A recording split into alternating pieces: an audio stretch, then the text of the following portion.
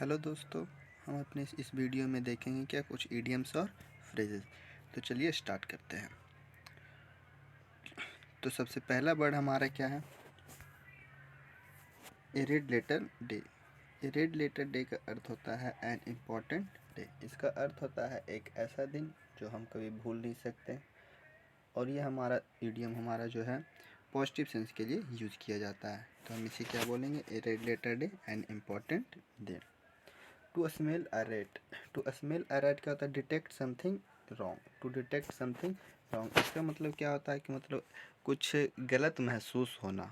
तो इसी को हम क्या बोलेंगे? To smell a rat.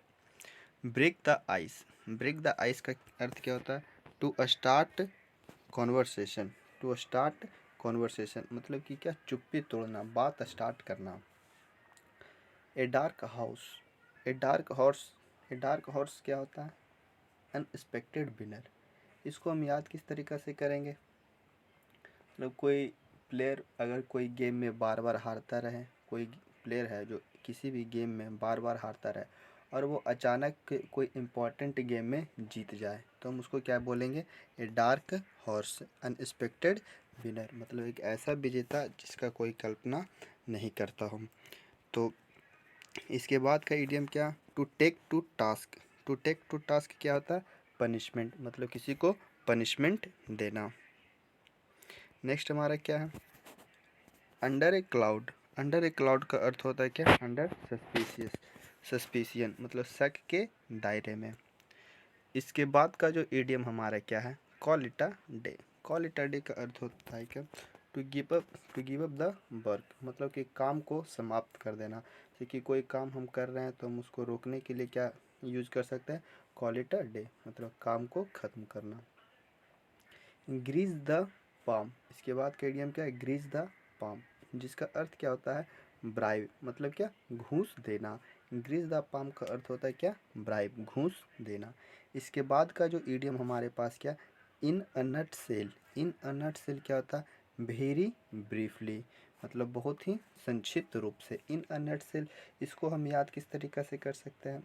जैसे कि हम एग्ज़ाम के टाइम में अपना सिलेबस को जब रिवीजन करते हैं तो बहुत जल्दी रिवीजन करते हैं और शॉर्ट तरीके से रिवीजन करते हैं, तो इसी को हम क्या कहते हैं? वेरी ब्रीफली या इन ए नटसेल। इसके बाद का इडियम क्या? Leaves you in the lurch. Leaves you in the lurch मतलब कि क्या? Leave someone in difficult time होगा यहाँ पर।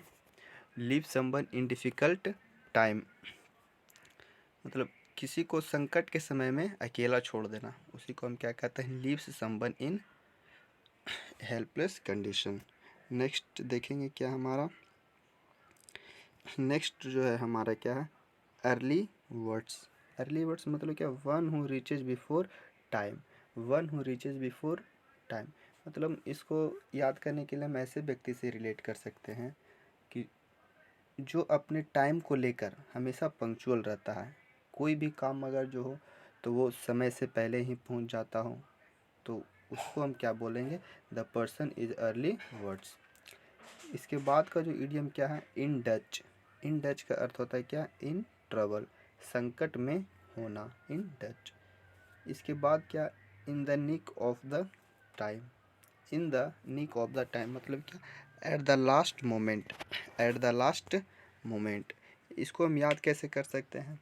कि अगर कोई काम हम बार बार कर रहे हैं, बार बार कर रहे हैं, लेकिन वो कंप्लीट नहीं हो रहा है, लेकिन जब वो कंप्लीट होता है तो किस टाइम कंप्लीट होता है? एकदम लास्ट मोमेंट में, एट द लास्ट मोमेंट। इसी को हम कहते हैं in the nick of the time.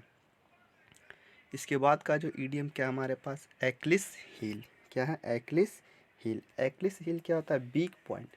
Weak point अगर किसी का कोई अगर वीक पॉइंट है तो हम उसको क्या कह सकते हैं?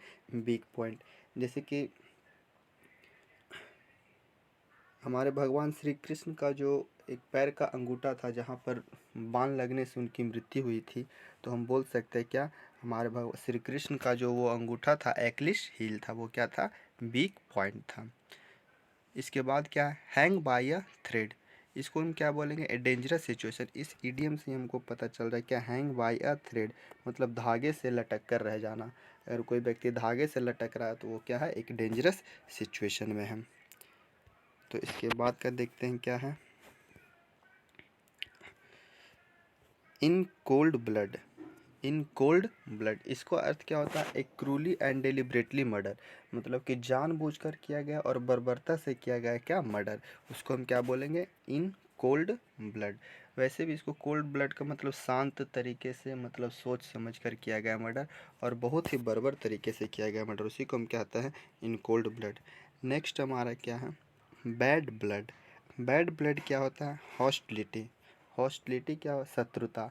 बैड ब्लड अगर किसी को लेकर हम, उसके लिए हमारे पास क्या बैड ब्लड है, बैड फीलिंग है, तो हम उसको क्या बोलेंगे, हॉस्टिलिटी, शत्रुता भावना।